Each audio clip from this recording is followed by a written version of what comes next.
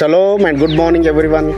పరిశుద్ధులైన నా ఆత్మీయులైన అన్నలకు, అక్కలకు, తమ్ములు, చెల్లెమ్మలకు, యవనస్తుల బిడ్డలందరికీ ఉదయకాల శుభవందనములు.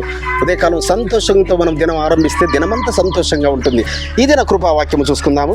సామెతల గ్రంథము 3వ అధ్యాయము 8వ వచనము.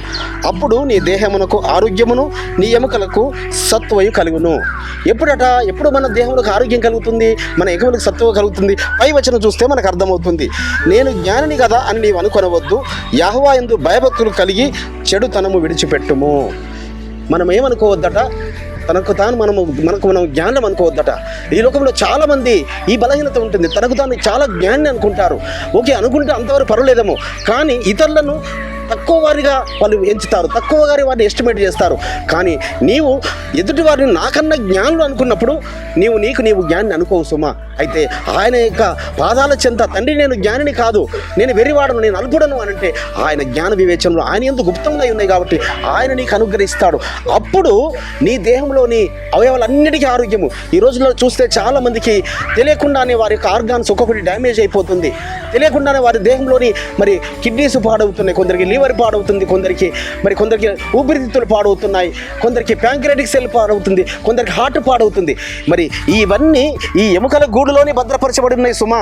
ఈ ఎముకల గూడు, మరి ఎముకలలో సత్వ రావాలంటే మన ఎముకల మధ్యలో ఉన్న అవయవాలన్నీ ఆరోగ్యకరంగా ఉండాలి. ఎప్పుడు ఆరోగ్యంగా ఉంటాయట? మనం జ్ఞాన్ని అనుకోకుండా మనము చెడుతనమును విసర్జిస్తే, ఆయన ఎందుకు భయభక్తులు అయి ఉంటే అప్పుడు ఆయన జ్ఞాన వివేచన ఆత్మను మనకిస్తాడు.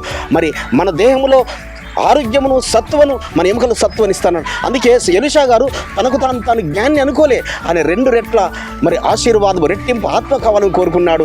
ఆయన రెట్టింపు ఆత్మ కలిగి అనేకమైన అద్భుతాలు, ఆయన గురువుని మించిన శిష్యుడిగా ఎంచబడ్డాడు, అనేక ఆశ్చర్యకార్యాలు చేశాడు. కానీ చివరి మట్టి కూడా నేను జ్ఞానిని ఆయన అనుకోలేదు.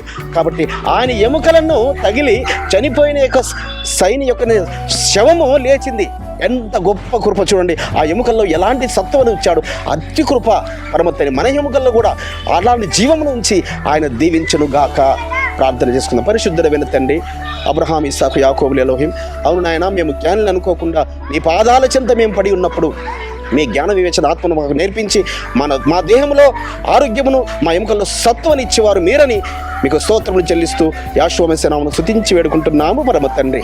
మన రక్షకుడును, విమోచకుడును, నజరేయుడైన యెహోవా మెస్సీయ దివ్య సముఖము నుంచి మీకును, మీ కుటుంబములకును, మీ వంశములకును శాంతి, సమాధానము, కృపయు మెండుగా విస్తరించునుగాక. ఆమేన్.